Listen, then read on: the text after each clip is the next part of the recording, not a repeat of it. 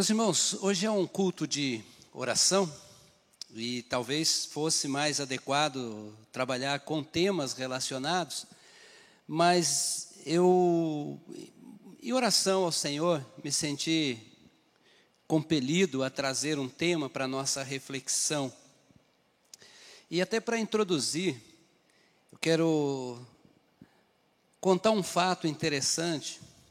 Eu acompanho uma página na internet chamada C.S. Lewis, tem várias páginas C.S. Lewis lá, e tem uma que particularmente eu gosto das postagens, e uma pessoa compartilhou um testemunho de um aluno de Harvard. Harvard é uma das melhores universidades do mundo, que fica nos Estados Unidos, e este moço estava, pelo que eu entendi, desenvolvendo um trabalho com um livro, Contos de Nárnia, do C.S. Lewis. E quando ele estava desenvolvendo, talvez fosse um trabalho acadêmico, não sei qual é o curso dele, talvez literatura, e ele encontrou Jesus no livro, porque a proposta daquele livro é a revelação de Cristo. Quem já leu ou assistiu Contos de Nárnia, ele vai mostrar a ilustração de Cristo no Aslan, que é aquele leão, né? Mas foi interessante o testemunho porque ele se converteu a partir deste livro. E aí as pessoas que acompanham a página começaram a comentar. E algo que chega a entristecer o coração da gente, né? O primeiro comentário estava assim: puxa, ele precisou ir para Harvard para descobrir isso. Nossa, eu já descobri isso há não sei quanto tempo. E aí começou, daqui a pouco virou discussão de visões teológicas. Eu falei, puxa, né? Aí eu não aguentei. Eu falei, puxa, nós deveríamos estar felizes pela pessoa que lá na universidade, fazendo um trabalho acadêmico, encontrou a Cristo. E isso traz à luz um momento interessante que a gente vive, que nos leva a refletir sobre a nossa identidade cristã, quem nós somos como cristãos. E aí a gente vê, sabe, muitos debates sobre formas de interpretar a Bíblia, sobre linhas teológicas, estas coisas, e às vezes a gente vai esquecendo do que é ser cristão, do que era a vida cristã na prática, em si. Porque não adianta, eu poderia talvez, não sou, mas eu poderia ser um teólogo com formação no exterior e chegar aqui e tal, e não passar de um teólogo. Então eu quero trazer a reflexão para nós, Mateus 5:20.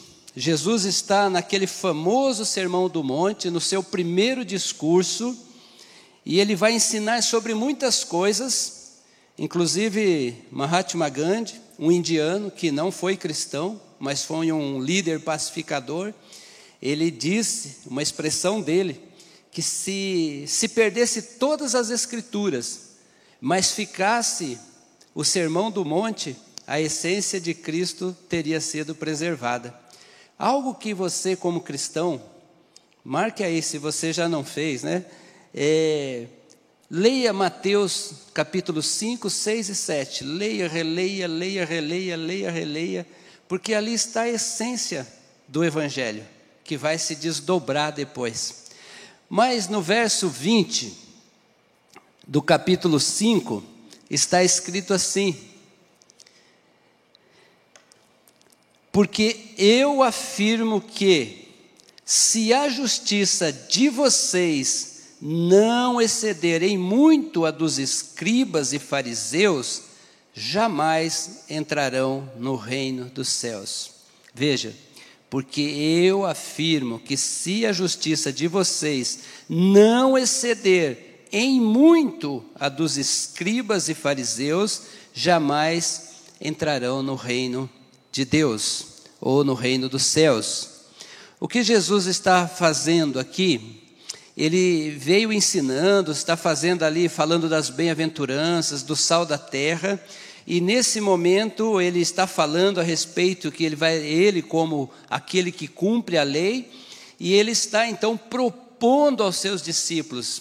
É interessante que no capítulo 5, quando Jesus começa a fazer o sermão, ele está vendo a multidão. Então ele sobe no monte, traz para perto dele os seus discípulos. E ele vai discursar, mas ensinando os seus discípulos. É bem importante a gente observar isso, que no Novo Testamento sempre tem esse discurso de Jesus. Ele vê a multidão, mas ele para ensinar os seus discípulos, porque ele está formando ali nos seus discípulos a sua igreja, para cuidar desta multidão.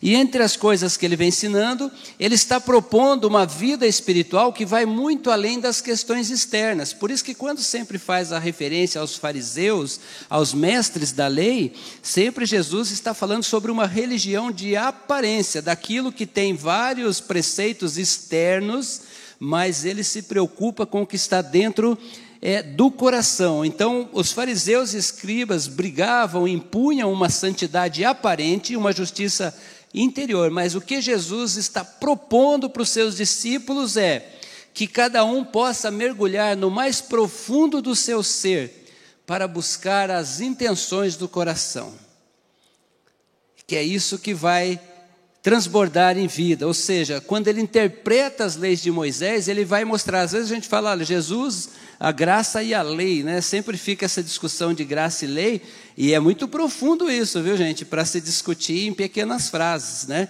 Como se a lei fosse algo que tenha ficado no passado e agora é a graça. Mas o que é a graça sem a lei? Mas a graça não estava na lei? Então, é um debate muito profundo. Jesus, ele interpreta, ele faz uma releitura das leis, e ele cumpre nele as leis, mas ele traz questões mais profundas para a gente. Mais profundas do que observar a lei pela lei em si. Então, Jesus estava sempre dizendo aos religiosos que a vida com Deus vai muito além do que cumprir regras de rituais, mas parte de um novo nascimento, um novo entendimento das coisas de Deus. E aí é que vem o ponto, meus irmãos. Se queremos viver experiências mais profundas com Deus, nós devemos começar por viver as orientações de Jesus, que é o teu evangelho. E é isso que ele espera dos seus discípulos, é isso que ele espera da sua igreja. Então veja, nós queremos viver. Quando João manda discípulos para saber se ele era aquele que haveria de vir, ele responde da seguinte maneira: vai e fala a João, os cegos veem, os surdos ouvem. Então ele vai e mostra o que está acontecendo aqui. Irmãos, eu creio que esse Jesus que fez todas estas coisas, ele não deixou de fazer, e ele opera por meio da sua igreja. Mas por que talvez a gente não vive um poder de Deus de forma mais profunda? Porque a gente precisa buscar o entendimento mais profundo das coisas de Deus. Amém? Vamos fazer uma oração. Como disse o Cosme, hoje é culto de oração, precisamos estar sempre em oração. E aí vamos trazer aqui um dos vários exemplos que Jesus mostra sobre esta questão, que se a sua justiça não exceder a justiça dos fariseus, vocês não entrarão no reino dos céus. Senhor nosso Deus, nosso Pai, graças te damos por este dia, pelo teu amor imensurável, que nos trouxe, Deus, salvação em Cristo Jesus e nos deu vida eterna, nos tornou família, nos tornou igreja, nos tornou servos, nos tornou filhos do Senhor, Pai. Obrigado pela oportunidade que temos de nos reunir como igreja do Senhor para viver a bênção da comunhão daqueles que foram separados, ó Deus, para viver, ó Deus, viver como povo seu, Deus. Muito obrigado, Senhor, por este tempo, por este culto de oração. E, Senhor, estamos esperançosos para que em breve possamos novamente reunir grupos para oração mútua, Senhor. Ficamos impedidos por conta deste tempo de pandemia, mas nós sabemos e temos esta convicção de que em breve, Senhor, teremos esta oportunidade. Nós confiamos no teu amor na tua providência, que muito em breve possamos, ó Deus, reunir os grupos aqui para um tempo de mais tempo de oração, mais tempo de compartilhamento, mais tempo de comunhão, Senhor. Nós estamos esperançosos e desde já te agradecemos em nome de Jesus. Amém. Novamente o versículo: porque eu afirmo que se a justiça de vocês não exceder em muito a dos escribas e dos fariseus, jamais entrarão no reino dos céus. Meus irmãos, Lucas, ele traz uma referência que ele diz assim, Jesus conta uma parábola do fariseu e do publicano. Os dois entram no templo para oração. O fariseu, isso está escrito na Bíblia, orando para si, de si para si. Olha que interessante isso que ele está dizendo. O fariseu está orando de si para si mesmo. E ele fala: graças te dou, ó Deus, porque não sou como estes, roubadores, adúlteros, mais algumas coisas. Te dou o dízimo de tudo quanto ganho e jejuo 2 vezes por semana. O publicano entra também neste momento de oração e ele não tem coragem nem de olhar para cima, ao saber da sua condição de pecador. E ele bate no peito e fala: tenha pena de mim, ó Deus, porque sou homem pecador. E Jesus diz que saindo dali, aquele que foi justificado foi aquele que reconheceu a sua necessidade, reconheceu quem ele era diante de Deus, e não aquele que orava de si para si. Então é nesse contexto que Jesus repete muitas vezes que ele mostra o que é aquela santidade de aparência, daquela santidade que vem de dentro. Isso é importante para nós, porque nós procuramos exercer tudo aquilo que na prática devemos, mas Jesus busca um pouquinho mais. E aí ele vai dizer o seguinte: olha, vocês ouviram o que foi dito aos antigos. O que ele está dizendo aos antigos? Quando se refere à lei, ele fala: vocês ouviram o que está escrito. E aqui ele está dizendo: ouviram o que disseram os antigos, aquilo que provém da tradição. Quem matar estará sujeito a julgamento. Mas isso está também em Êxodo 20:13, em Deuteronômio 5:17, porque está dentro da lei: não matarás, não matarás. Então está dito lá, olha, não matar. Então quando nós estamos olhando, assistindo ali o Datena, quem gosta de assistir o Datena, né, e outros programas parecidos, tem muito, ele gosta bastante dessas coisas mais intensas, né, de morte, de chacina, essas coisas. Então nós olhamos e para nós, o que está no nosso senso, aquilo é matar o outro, aquilo é matar, quando atira, quando agride o outro e mata o outro. Então, na verdade, aqui na lei estava sujeito, inclusive, ao apedrejamento, mas isso só era percebido quando acontecia o ato. Jesus está propondo algo mais profundo. Veja o que ele diz, verso 22 do capítulo 5. Eu, porém, lhes digo: todo aquele que se irar contra o seu irmão estará sujeito a julgamento, e quem insultar o seu irmão estará sujeito a julgamento do tribunal, e quem o chamar de tolo está sujeito ao inferno de fogo. Então ele está dizendo o seguinte: olha, vocês falam que não mate, às vezes se mata a pessoa antes do ato. O que é que Jesus está dizendo aqui? Jesus leva os discípulos a entender que antes de matar, ele está falando de um ato dramático, daquilo que a lei diz a respeito de matar o outro, de matar mesmo, morte. E ele diz o seguinte: olha, mas antes disso é preciso visitar e cuidar do ódio que está acumulado no seu coração. Porque se você estiver alimentando este ódio dentro do seu coração, você também está sujeito a julgamento. Olha que proposta profunda de Jesus. Se você está alimentando, olha, acontece que quem mata, mata por quê? Porque alimentou o ódio no coração. Eu não mato, você não mata, mas nós podemos alimentar o ódio no coração. E Jesus está propondo que a gente vá no mais profundo do nosso coração para ver e se não há ali esta reserva, este reservatório de ódio, se nós não estamos alimentando, porque isso também nos leva a julgamento. Isso também nos leva a julgamento. Ou seja, não matar o irmão fisicamente é importante, graças a Deus por isso. Aqui ninguém matou ninguém, né? Amém? Amém, graças a Deus por isso. Então, não matar o irmão fisicamente é importante, mas é preciso ver se, como servos de Cristo, não estamos matando pessoas no nosso coração. Então, Jesus fala, olha, o pecado das intenções, daquilo que está ali dentro, ele é que vai sair para fora. A boca fala do que o coração está cheio, as ações expressam daquilo que está dentro do coração. Então, por exemplo, quando houve frases, assim, frases comuns e corriqueiras, por exemplo, esse para mim está morto.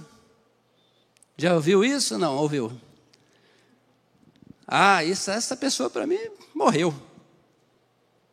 Quer dizer, está aqui, eu matei ela aqui, né? Ela até anda por aí, fala, come, bebe, mas para mim está morta. Ou então quando se diz, não quero ver nem pintado de ouro, né? Então, ou seja, o coração acumulou uma ira, criou uma jaulinha de ódio e colocou essa pessoa lá dentro. Essa pessoa já está lá dentro daquele ódio. Não vai sair algo para fora, em nome de Jesus, mas está ali. O que Jesus espera dos seus discípulos é que não viva e não alimente isso, mas que busquem o perdão e a reconciliação de forma persistente. Em essência, Jesus está nos ensinando que o mesmo pecado que leva alguém a ofender e a odiar o outro é o mesmo que leva ao assassinato. Ou seja, nós poderíamos estar diante do tribunal de Deus, eu e alguém que matou alguém, e eu diria, Senhor, mas eu não matei alguém. Você falou, ele vai dizer, mas você odiou. Mas você odiou. Então, estas coisas precisam sair do nosso coração. Não é a mesma coisa, evidentemente. Nós vamos prender quem tem ódio. Primeiro, porque a gente não sabe quem tem, né? Isso está dentro do coração e só Deus que sonda o coração. Mas nós estamos falando da nossa condição diante de Deus e não da nossa condição diante do outro. Deus está falando, Jesus está nos ensinando como nós devemos viver diante de Deus. Então, olha, nós não podemos controlar os nossos sentimentos, não podemos controlar as nossas vontades, ou seja, raiva, dor, rancor, o amor, a alegria são sentimentos que não podemos controlar. Não é verdade? Às vezes a gente sofre com isso, por quê? Alguém bate no carro da gente, você desce ali, mas, Senhor, como é que eu não vou ter? Isso vem, é tão espontâneo, é tão involuntário.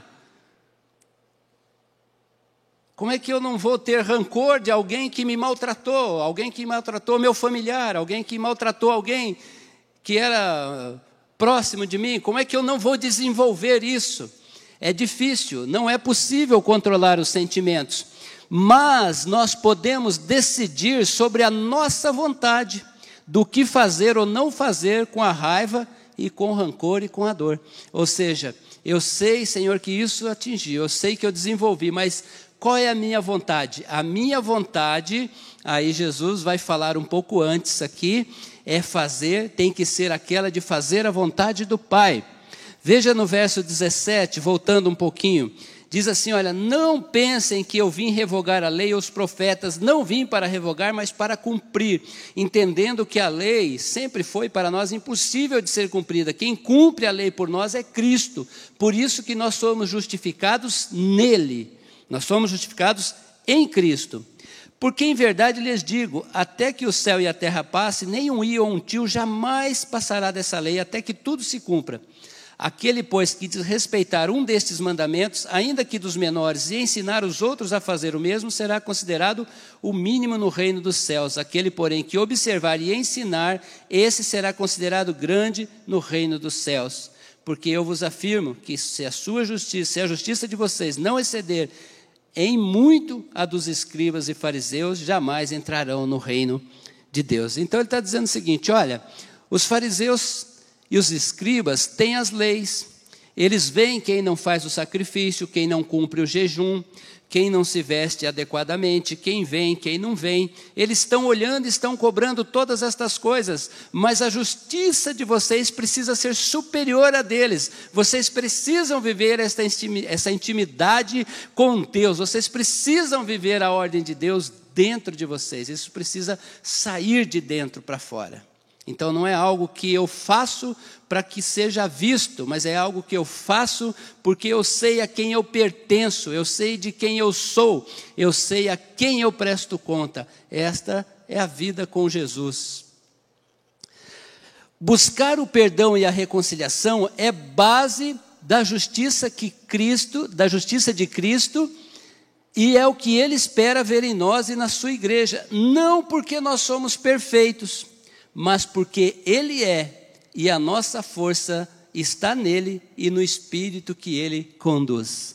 Olha que interessante, né? Às vezes nós olhamos para o ambiente de igreja e nós queremos ver a igreja perfeita. Lembra do meu pastor? Ele dizia muito isso. Ele falava, olha, se você sair daqui para buscar uma igreja perfeita, você não vai encontrar. E se você encontrar, você não vai entrar. Porque ela vai deixar de ser perfeita. Entendeu? Então ele repetia muito isso.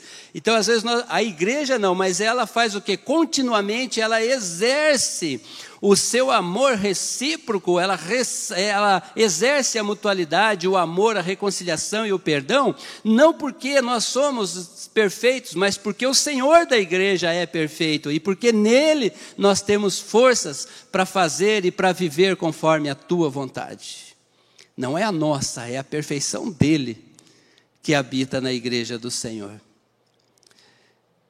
A importância da reconciliação é tamanha que Jesus orienta os seus discípulos que observem isto como alguém que está prestes a ser julgado. Se há consequências nesse mundo de um relacionamento quebrado, amargurado, ressentido, quanto mais depois. Vamos ler alguns versículos a mais. A partir do verso 23, diz assim, olha, a partir do verso 23, portanto, se você estiver trazendo a sua oferta ao altar, e lá se lembrar que o seu irmão tem alguma coisa contra você, deixe diante do altar sua oferta e vá primeiro reconciliar com seu irmão, e então volte e faça a sua oferta. Entre em acordo sem demora com seu adversário, porque você está com ele a caminho, enquanto você está com ele a caminho, para que o adversário não entregue você ao juiz, o juiz entregue você ao oficial de justiça e você seja jogado na prisão. Em verdade lhes digo que você não sairá dali enquanto não pagar o último centavo. Evidente que aqui há uma referência mais profunda, que exige de nós uma interpretação um pouco mais completa, acerca inclusive da volta do Senhor. Mas pode acontecer que a volta de Cristo aconteça para nós amanhã, né? Não é só metaforicamente dizendo, né, que nós vamos sair dessa para encontrar com Cristo amanhã. Pode acontecer. E nós não devemos levar, por isso que nós devemos ter pressa em limpar o nosso coração, ter pressa em perdoar, ter pressa em limpar nosso coração da ira, do rancor, do ódio, para que a gente não leve isso, porque se neste meio, neste tempo, isso já tem consequências ruins, quanto mais na eternidade com Deus. Em essência, Jesus, Ele está nos levando àquilo que Ele ensina. Quantas vezes devemos perdoar? 7 ou 70 vezes 7? E o 70 vezes 7 é o exemplo daquilo que é infinito, perdoa sempre. E é interessante que na interpretação da sabedoria rabínica, quando eles têm o dia do perdão, o Yom Kippur, né, eles dizem assim, o conceito deles é assim: se você errou contra alguém, você precisa ir até esse alguém e reparar o teu erro. Se é pedir perdão, se é acertar uma dívida, o que você tem que reparar com ele, pode reparar com ele, você repara com ele. Mas aquilo que você não pode pedir perdão a alguém, você tem que pedir perdão a Deus. Olha, Senhor, um dia eu maltratei alguém, mas eu não sei onde está, quem é, foi uma situação que aconteceu na fila do banco, e eu não sei quem é, não sei onde está, então você pede perdão a Deus. E quantas vezes você deve pedir perdão a Deus? Toda hora que aquilo vir na sua mente. eles têm toda uma regra de tempo em tempo lá pedir perdão, né? E eles dizem aí, por que eles falam que a gente tem que perdoar sem limite? Porque nós também iremos a Deus sem limite. Cada vez que a gente pecar, a gente vai a Deus pedir perdão. E se todas as vezes que a gente erra, a gente vai a Deus e espera receber o perdão dele, por que a gente tem que ser limitado ao perdoar o outro? Então a gente tem que perdoar na mesma medida em que Deus nos perdoa. Perdoa as nossas dívidas assim como perdoamos os nossos devedores. Então é isso que Jesus está colocando aqui. Ele está aprofundando uma interpretação para uma espiritualidade um pouco mais profunda do que simplesmente olhar os atos externos. E aí ele vai dizer o seguinte, olha, não vá fazer a sua oferta se você não estiver bem com seu irmão. Olha, se você estiver trazendo a sua oferta e ao altar e se lembrar que o seu irmão tem alguma coisa contra você, deixe diante do altar a sua oferta e vá primeiro reconciliar com seu irmão. Então volte e faça a tua oferta. Meus irmãos, somos frutos da graça de Deus em Cristo. Nós recebemos o perdão eterno de Deus de forma imerecida. De forma imerecida, dada gratuitamente a nós. Alcançamos somente pela fé em Cristo Jesus. Logo devemos ser também pessoas perdoadoras. Observe que quando ele fala, se a sua justiça não for maior, não superar em muito a dos fariseus, de forma nenhuma entrará no reino dos céus. E esse é só o primeiro exemplo, porque depois ele vai dar o exemplo do adultério, do divórcio, do julgamento, da vingança. Ele vai dar vários exemplos sobre esta justiça que ele espera ver nos filhos de Deus. Por isso que vale a pena, olha, se você tiver que decorar a Bíblia, algum trecho da Bíblia, decore Mateus de 5 a 7. Ali está a essência do reino de Deus. Levar uma oferta ao altar de Deus mostra disposição em cumprir um ritual, mas antes disso é preciso sondar seu coração. Se tiver irmãos presos nos compartimentos da ira, do ódio, do rancor, é preciso libertá-los. Meus irmãos, sabe o que acontece muitas vezes? Eu conheci algumas pessoas assim, várias pessoas até, amigos de trabalho, pessoas boas, de companheiros, assim, não tinha a mesma fé, mas pessoas boas.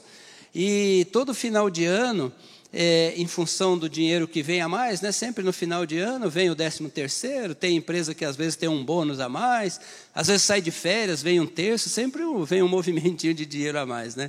Então, muitos se dedicavam em comprar alimentos e levar para alguma instituição ou entregar numa alguma igreja. Aquilo era meio que uma forma assim, não, preciso dar um jeitinho e ficar bem com o homem lá em cima, né? Porque vai que, né? Mas é uma visão totalmente equivocada, né? Quer dizer, é uma adoração inócua, é uma adoração que não vem de dentro, é uma adoração de aparência, é uma adoração de faz de conta, é uma adoração que não existe. Tanto que eu entendo que Jesus está dizendo o seguinte, olha, mais importante do que a tua oferta, é o teu coração limpo, puro diante de Deus. É o teu coração limpo e puro diante de Deus. Salmo 66, 18 diz assim, se no coração eu tivesse contemplado a iniquidade, o Senhor não teria me ouvido. É algo como se o salmista estivesse dizendo o seguinte, olha, se no coração eu tivesse contemplado a iniquidade, o Senhor não teria me ouvido. Se o meu coração estivesse cheio de iniquidade, estivesse cheio do pecado, cheio daquilo que não é da vontade de Deus, Ele não teria ouvido a minha oração. Isso é um sinalizador para nós. Será que Deus ouve a oração de um coração que está cheio de ódio, de rancor, de ira? Segundo o salmista, não. Então, a busca pela reconciliação e pela paz deve acontecer por iniciativa da pessoa que serve a Deus em espírito e em verdade. Irmãos, às vezes se tem aquela questão seguinte, olha, mas quem deve perdoar? Não foi eu o culpado. Ou seja, você crê em Deus, você conhece as verdades de Deus, se apresse a fazer isso. Não carrega esse rancor, essa coisa para o resto da vida. É preciso ter um coração puro. Ou seja, nós podemos louvar, orar, ouvir, a palavra de Deus, mas o melhor culto, aquele que Deus recebe, é o que vem de um coração limpo, sincero, humilde, perdoador e em paz com seu próximo e com Deus. Consegue, irmãos, a profundidade disso é muito importante, porque disso depende a nossa saúde espiritual, a nossa vida diante de Deus. Então observe bem, eu posso ir no culto, lá no encontro do Maracanã, agora eu não podia falar com o Billy Graham, porque se ele aparecer lá, o povo vai correr, né? E Billy Graham já não está mais entre nós, né? Mas imagina um pregador como o Billy Graham, no Maracanã, num grande acontecimento, e é gostoso ir, ouvir, mas se o coração não estiver limpo, puro, liberto diante de Deus, pode ser que a nossa adoração não chegue a Ele.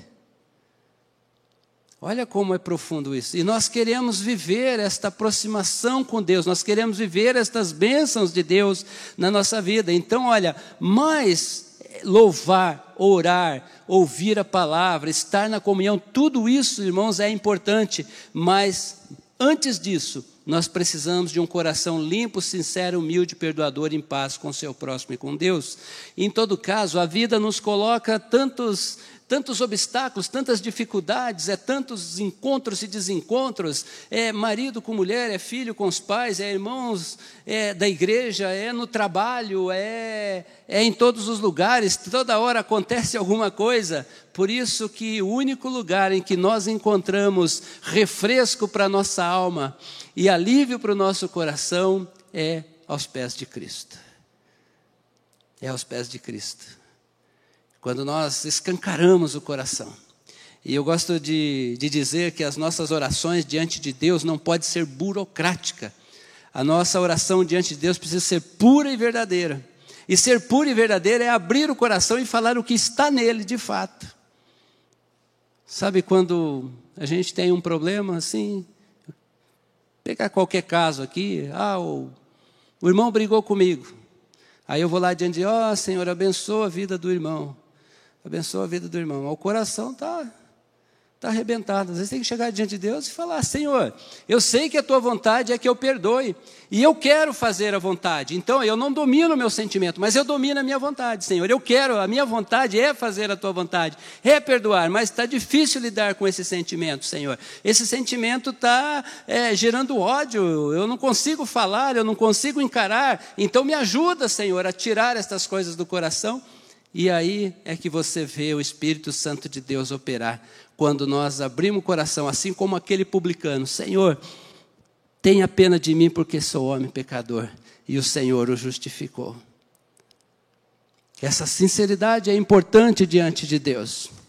E aí é interessante que Jesus vai dando muitos exemplos, não dá, nós ficaríamos aqui a noite inteira para discorrer sobre todos os exemplos, mas lá no verso 48, ainda do capítulo 5, quando Jesus está já quase terminando esse discurso dele, terminando essa primeira parte, do discurso, ele vai dizer o seguinte, olha, portanto, sejam perfeitos, como é perfeito o Pai de vocês que está no céu. Você já imaginou que pergunta é essa? Olha, portanto, sejam perfeitos, como perfeito é o Pai de vocês que está no céu. Como é que nós vamos alcançar a santidade de Deus? É algo impossível para nós. Nunca, né? Porque já nascemos pecadores, como é que nós vamos alcançar a santidade de Deus? Mas ele faz essa proposta, ou seja, e aí, no verso 45, antes, ele diz assim, olha, assim como Deus derrama e faz brilhar o sol, faz brilhar o sol e derrama a chuva sobre justos e injustos, assim também devemos buscar a integridade dos nossos relacionamentos, em especial na nossa família e na nossa igreja. Ou seja, se Ele que é Deus, ama e derrama a chuva e faz o sol brilhar sobre justos e injustos, ou em outras versões, sobre bons e maus, por que é que nós devemos escolher a quem amamos? Então, quando buscamos a perfeição de Deus, é entregar o nosso amor gratuitamente, sem acepção. é fazer com que a gente precisa compartilhar o amor de Deus. Não vamos alcançar nunca o padrão de santidade de Deus, porque Ele é impecável. Mas, como Ele, devemos amar a todas as pessoas. Ou seja, devemos buscar a perfeição pela nossa vontade e determinação em amar como Deus, sem acepção de pessoas. Sermos apressados em perdoar, reconciliar e buscar a paz. Os sentimentos tentam nos dominar, mas a nossa vontade de fazer a vontade de Deus vai prevalecer se buscarmos o Senhor, sempre em oração e intimidade com Ele. E Jesus vai terminar esse discurso, esse sermão do monte, dizendo assim: nem todo o que me diz Senhor, Senhor, entrará no reino dos céus, mas aquele que faz a vontade de meu Pai que está nos céus. Olha, irmãos, percebam a profundidade. Então, quando nós estamos discutindo questões teológicas, interpretações, entendimentos, é importante para o nosso crescimento, para o nosso entendimento, mas isso tudo precisa virar prática de vida, precisa virar prática de vida. Qual é a vontade de Deus? A vontade de Deus é o seguinte: olha, nem todo que me diz Senhor, Senhor entrará no reino dos céus. Então eu vou chegar lá, e vou chegar naquele grande dia, Jesus vai, na volta de Jesus, eu vou chegar diante dele e vou falar: Jesus, Jesus, Senhor, Senhor. E ele vai falar: afasta-te de mim, que eu não te conheço. E eu falar: mas Senhor, eu sou lá, não lembra não, da Brasilândia, Senhor, da Brasilândia. Ô Senhor, estava lá quarta, domingo, sábado, o Senhor não lembra? Ah, Senhor, mas eu fui professor de teologia do maior seminário dos Estados Unidos. Ele diz que aquele que faz a vontade do meu Pai que estás nos céus, é esse que entrará no reino dos céus. É esse que entrará no reino dos céus. Isso porque a vida espiritual proposta por Jesus não pressupõe obter um título de participante de uma igreja. Olha, eu sou cristão, sou evangélico, sou batista, sou presbiteriano, sou assembleiano, não. Mas é um intenso envolvimento de intimidade e aprendizagem com Deus. É uma vida de andar com Deus, de aprender a viver com Ele. E quando buscamos crescer nesse conhecimento, a gente vai entendendo o poder de Deus na nossa vida, vai vivendo o poder de Deus na nossa vida. E quando, irmãos, mais pessoas, mais irmãos entrarem nessa busca de viver aquilo que Deus propõe, talvez a gente possa viver novamente aquele momento em que Jesus manda o discípulo de João dizer para ele quem era ele. Fala para ele que os cegos veem, que os surdos ouvem, os mudos falam. A nossa igreja, nós somos igreja de Cristo, e o poder de Cristo está na igreja dele. E nós podemos viver isso, não só olhando externamente, mas sobretudo na nossa vida. Porque quanto mais próximo e vivendo aquilo que Deus pede para que possamos, da forma que devemos viver, pode ser que as tempestades não se afastem das nossas vidas, mas nós seremos muito mais fortes diante destas tempestades. A primeira base de busca e de se firmar no poder de Deus, não é que os desafios vão desaparecer, mas nós seremos mais fortes, mais sábios para enfrentar estas coisas todas. E podemos ver o milagre de Deus transformando essas coisas. Ainda que não tenhamos controle sobre nossos sentimentos, podemos e devemos querer e buscar fazer a vontade do Pai. Nisso consiste uma vida abençoada, em fazer a vontade do Pai. Então esse é só um exemplo que Jesus dá quando ele diz: se a sua justiça não superar em muito a justiça dos escribas e fariseus, de forma nenhuma entrarão no reino de Deus. Que justiça querem ver em nós? Essa justiça de fazer a vontade de Deus. Aprendermos a perdoar, aprendemos a lidar com as nossas dores, aprendemos a lidar com os nossos ressentimentos, colocando diante de Deus, para que as nossas orações sejam ouvidas. Irmãos, trazendo aqui, Jesus coloca isso numa dimensão muito grande, mas trazendo aqui numa situação mais simples, você quer saber uma coisa? Se você se ajoelhar com o coração cheio de ressentimento, nem orar se consegue.